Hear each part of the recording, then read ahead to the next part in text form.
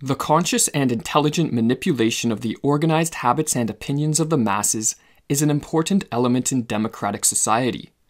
Those who manipulate this unseen mechanism of society constitute an invisible government, which is the true ruling power of our country. We are governed, our minds are molded, our tastes formed, our ideas suggested, largely by men we have never heard of. In almost every act of our daily lives, whether in the sphere of politics or business, in our social conduct or our ethical thinking, we are dominated by the relatively small number of persons who understand the mental processes and social patterns of the masses.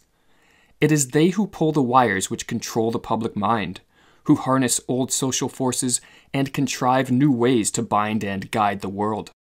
This passage was written by Edward Bernays, the nephew of Sigmund Freud and a pioneering mind behind advertising, modern propaganda, and the field of public relations.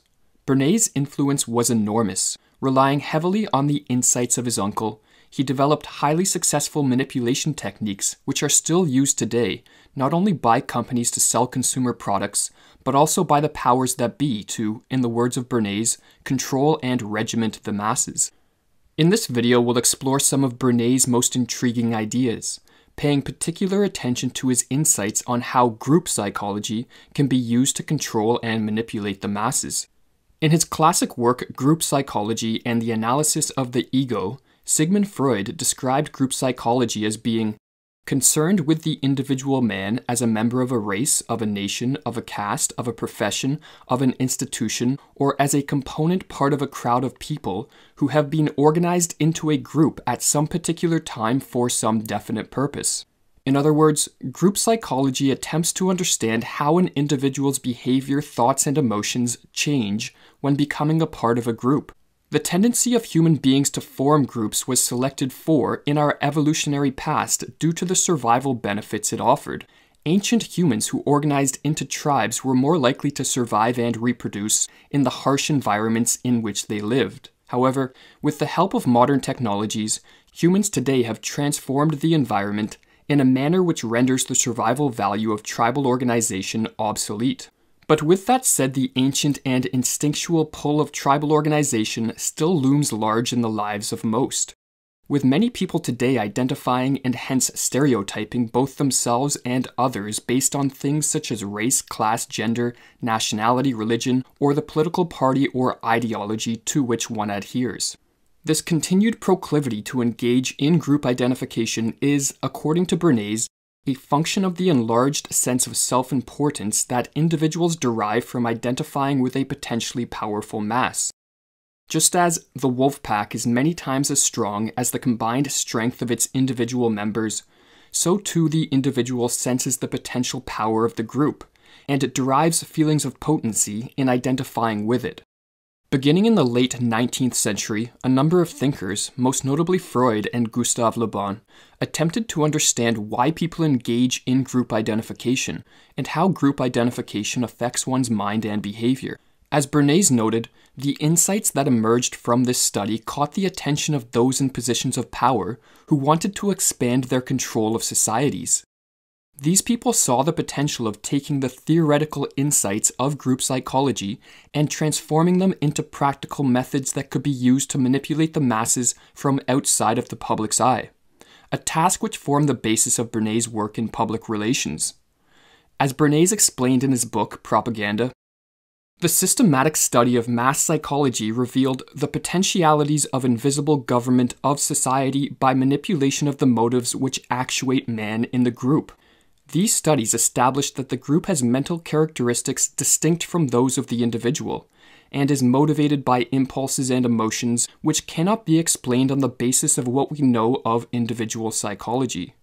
So the question naturally arose: if we understand the mechanism and motives of the group mind, is it not possible to control and regiment the masses according to our will without their knowing it? The great potential of using insights from group psychology to control the masses is partly a function of the fact that an individual can be influenced by a group or crowd even when physically isolated. As Bernays pointed out in his book, Crystallizing Public Opinion, a crowd does not mean merely a physical aggregation of a number of persons. The crowd is rather a state of mind. So long as one engages in group identification, their mind and behavior will be changed by the enduring influence of group psychology, even with no other members of the group physically present. To understand how the tendency of human beings to engage in group identification renders the masses manipulable, we must turn to one of Freud's ideas which heavily influenced the manipulation techniques developed by Bernays. In his book Propaganda, published in 1928, Bernays explained, "It is chiefly the psychologists of the school of Freud who have pointed out that many of man's thoughts and actions are compensatory substitutes for desires which he has been obliged to suppress.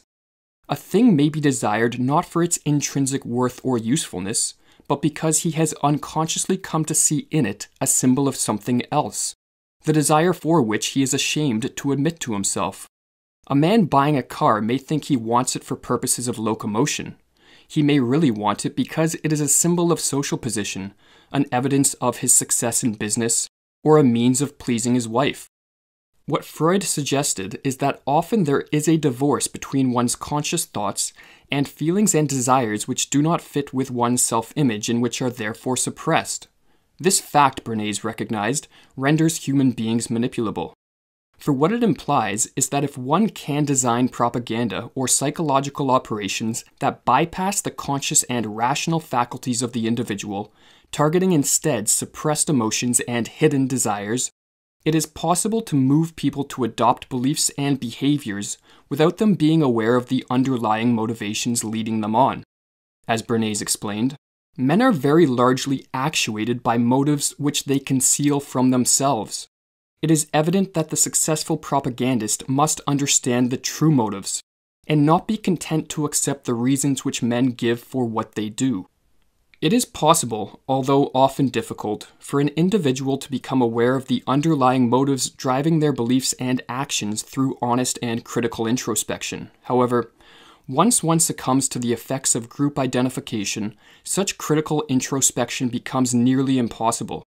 A group is extraordinarily credulous and open to influence, wrote Freud. It has no critical faculty. In identifying with a group, the individual subordinates self-analysis and a discerning search for the truth in favor of maintaining group interests and cohesion. And with their critical capacities weakened by the influence of group psychology, they become highly susceptible to psychological operations designed to target suppressed or unconscious desires and emotions. In the modern day, there appears to be forces operating through the mainstream media and popular culture which are attempting to increase the individual's proclivity to engage in certain types of group identification, namely, identifications that divide the population into conflicting groups. This phenomenon has potentially dire consequences for both the stability and freedom of a society, as it allows those in power to institute the age-old tactic of divide and conquer.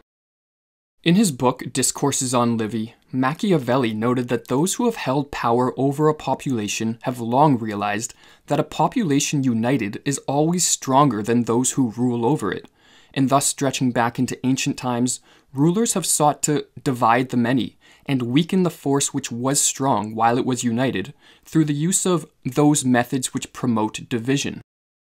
By dividing a population along lines such as race, class, religion, gender, or political preference, or in other words, into groups naturally prone to clash, the effects of group psychology render rational discourse and debate between individuals in these separate groups extremely unlikely.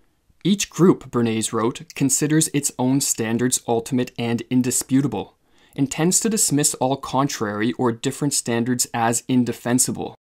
Unable to settle differences in opinions via rational discourse, groups whose belief structures clash tend to revert to more destructive means in their attempt to defeat those they perceive as a threat. A society dominated by such groups is thus easily divided in increasingly hostile conflict, and as a result, not only does the population as a whole become weakened, as Machiavelli pointed out, but its eyes are diverted away from the actions of those operating behind the scenes, who constitute, in the words of Bernays, the invisible government who controls the destinies of millions. While there is nothing wrong with deriving a sense of belonging based on the commonalities we share with others, it is misguided to base our personal identity primarily on our group memberships. In terms of our evolutionary history, it is only fairly recently that we developed the ability to become aware of ourselves as individuals, separate from any group or tribe. This was a crucial development in consciousness, as the existence of a society based on individual rights and personal liberties is dependent on a population which has developed this capacity for individual consciousness, or in other words, on a society of individuals who understand themselves and treat others as individuals first and foremost. As Erich Neumann pointed out in his classic work, The Origins and History of Consciousness, prior to the development of this capacity for individual consciousness, the group and group consciousness were dominant. The individual was not an autonomous, individualized entity with a knowledge, morality, volition, and activity of its own. It functioned solely as a part of the group, and the group, with its superordinate power, was the only real subject. Seen in this light, the proclivity of individuals today to engage in group identification is not only a danger to the freedom and stability of a society, but it is also a regression of consciousness back to a more primitive psychological state, and therefore, from the standpoint of modernity, a pathological tendency that needs to be overcome, or as Sigmund Freud put it. Each individual has a share in numerous group minds, those of his race, of his class, of his creed, of his nationality, etc. And he can also raise himself above them, to the extent of having a scrap of independence and originality.